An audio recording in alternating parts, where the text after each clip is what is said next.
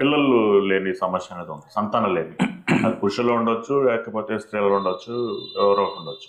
దీనికి హోమియో వైద్య విధానంలో ఏమన్నా పరిష్కారాలు? డెఫినెట్గా ఉంటుందండి. సో దీంట్లో ఏంటంటే మేల్ ఇన్ఫెర్టిలిటీ, ఫిమేల్ ఇన్ఫెర్టిలిటీ అని చెప్తాం.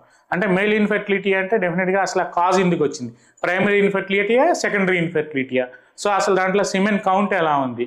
సో ఈ కేసెస్ అదే నేను మీకు కింద కూడా నేను చెప్పింది ఏంటంటే ఏదైనా సరే అది సంతానలేమి సమస్య కానీ, థైరాయిడ్ కానీ, హార్మోన్ రిలేటెడ్ ప్రాబ్లమ్స్ కానీ, ఎస్టీడీ ప్రాబ్లమ్స్ కానీ, ఈ టెస్టోస్టిరాన్ ప్రాబ్లమ్స్ కానీ, సెక్షువల్ సమస్యలు కానీ చాలా ఎర్లీ స్టేజెస్లో మన దగ్గరికి వస్తే చాలా ఫాస్ట్గా మనం రిజల్ట్స్ తీసుకురావచ్చు.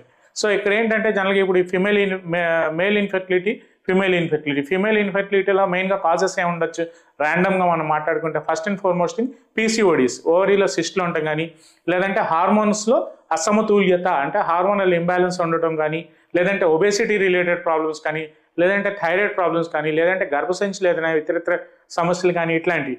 ముందు అసలు సమస్య ఏంటో మనం కరెక్ట్గా రూట్ కాజ్ అనేది ఐడెంటిఫై చేయగలిగితే తద్వారా దానికి స్కోప్ అండ్ లిమిటేషన్స్ ఎంతవరకు మనం చేయగలం అనేది చూసి మనం ప్రోటోకాల్ ద్వారా ముందుకు వెళ్ళడం జరుగుతుందండి. సో ఈ సంతాన సమస్యలు కూడా హోమియోపతిలో ట్రీట్మెంట్ ఉంది అని నేను ఈ వీడియో ద్వారా చెప్పదలుచుకున్నాను.